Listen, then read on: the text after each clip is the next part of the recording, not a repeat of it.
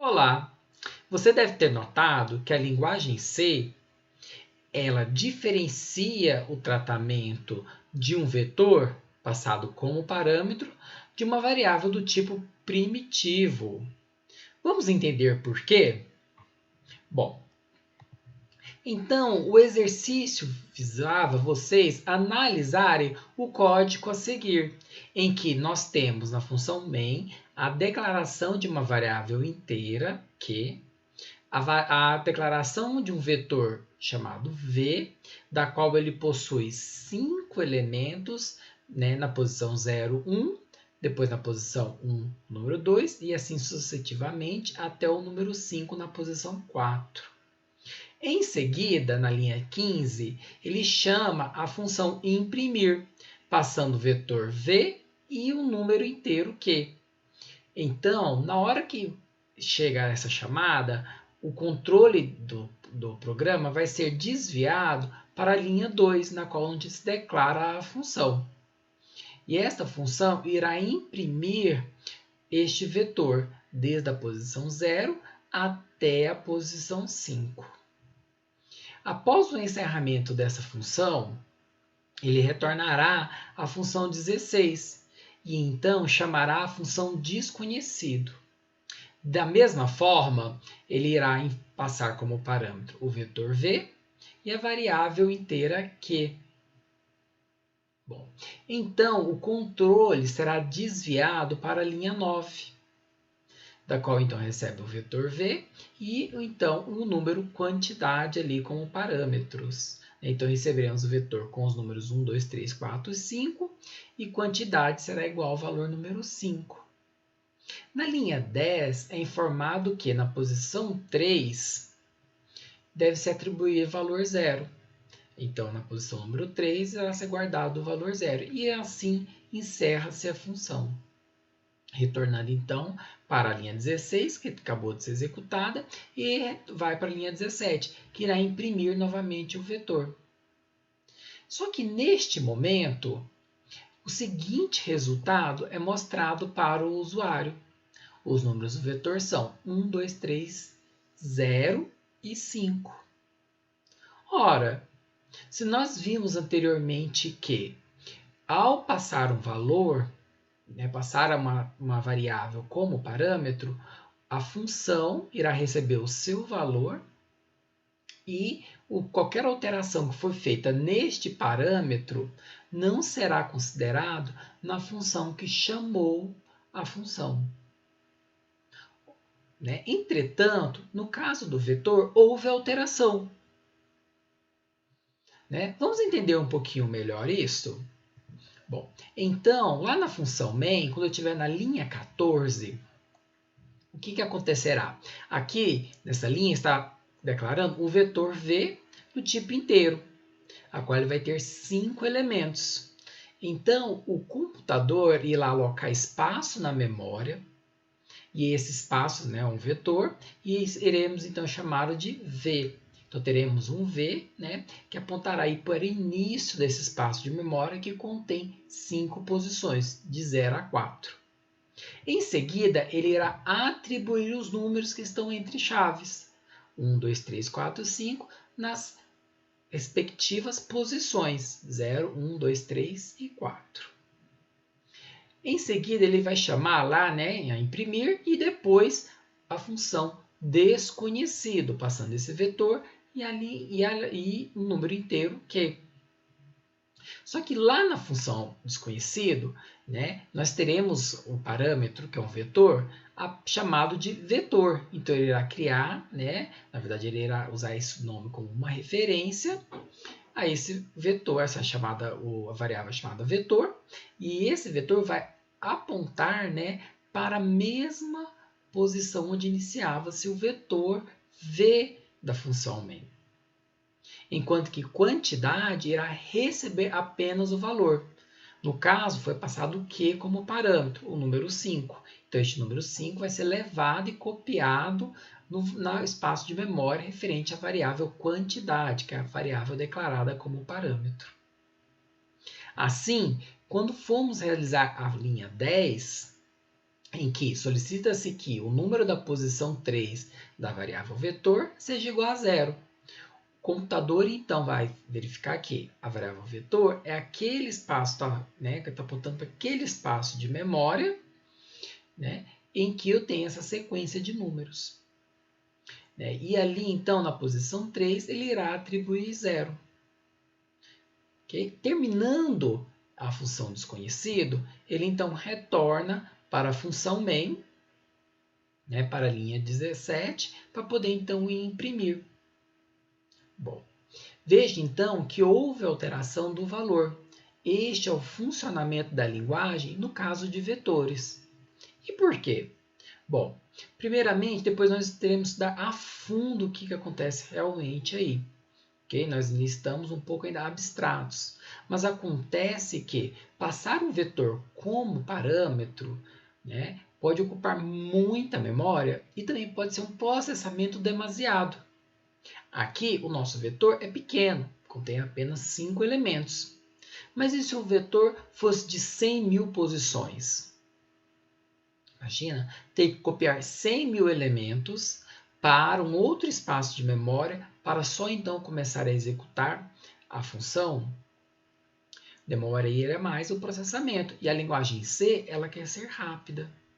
Então, por conta de algumas decisões, foi decidido que a linguagem, por vetores, a alterações nas funções serão levadas às funções que chamaram aquela função. Bom, então vamos mais a um exemplo? Vamos elaborar um código que, por meio de uma função, preencha uma string com a quantidade de caracteres a desejado pelo usuário. Okay? Então vamos lá para o nosso editor. Vou criar um novo arquivo. Né? Bom, incluindo a biblioteca de entrada e saída, já que eu quero precisar saber qual vai ser esse caractere que o usuário deseja, qual a quantidade de caracteres que o usuário deseja incluir, né? Então, int main, né? todo programa tem a função main, ok? E em seguida eu vou criar uma variável chamada quantidade. Bom, vou pedir então para o usuário me informar quantas as ele deseja ali naquela string, tá? Então, printf, digite a quantidade desejada. Okay? E vou utilizar o scanf para leitura. Porcentagem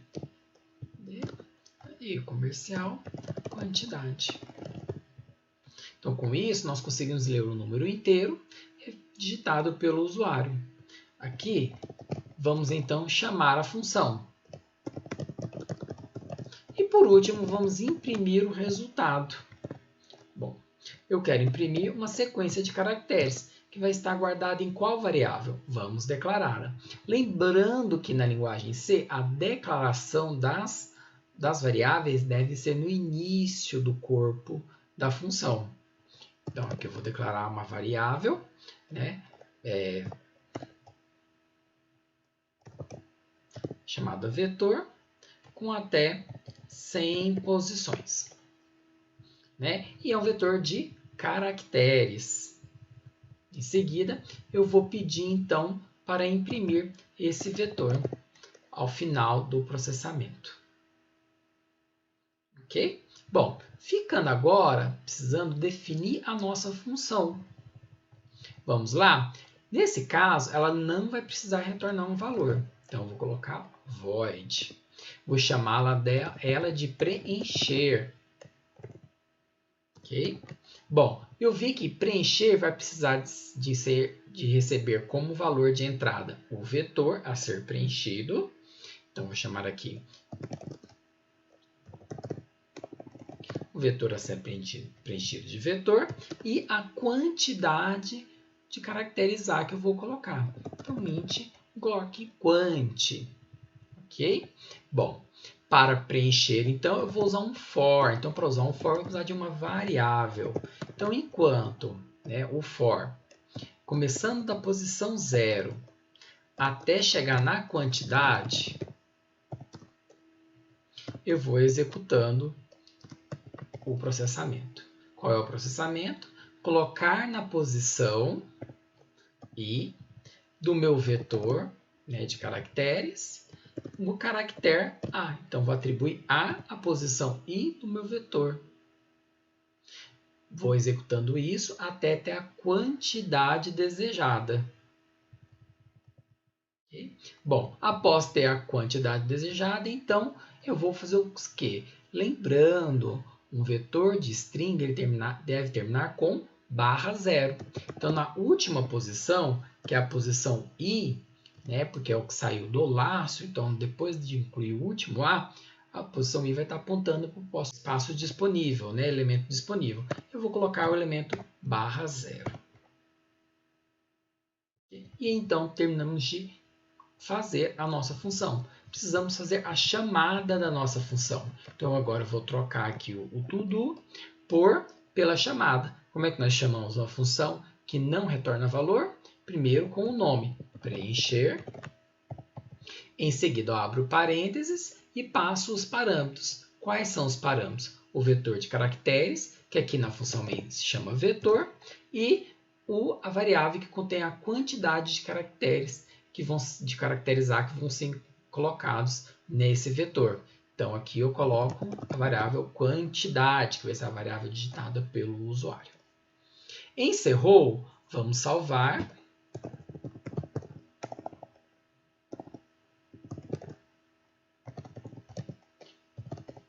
Vamos salvar o programa e vamos executar. Ok? Desculpa, aqui ocorreu um erro, né? O nosso nome da variável é quanti. Então vamos corrigi-los e vamos compilar. Bom, então ele vai estar pedindo, digita a quantidade desejada. Vamos colocar 1. Então ali, 1A. Então, ok. Vamos colocar 2. AA. Ótimo. 5. AA. Ótimo. Então está aqui um código que preenche um vetor, a quantidade A de caracteres, com a quantidade definida pelo usuário. Okay? E isso foi possível porque a linguagem C ela faz tratamento diferente em relação aos tipos primitivos, os parâmetros de tipos primitivos, como int, double e char, dos parâmetros do tipo vetor. Ok?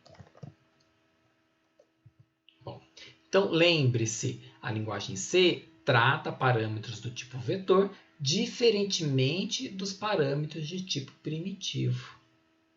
Ou seja, se você alterar os dados do vetor, alterará também para a função que chamou essa função que está alterando os dados do vetor. Portanto, muito cuidado. Vamos agora praticar? Elaborei uma lista de exercícios e, lembrando, em caso de dúvidas, me procurei no horário de atendimento e no fórum Stack Overflow.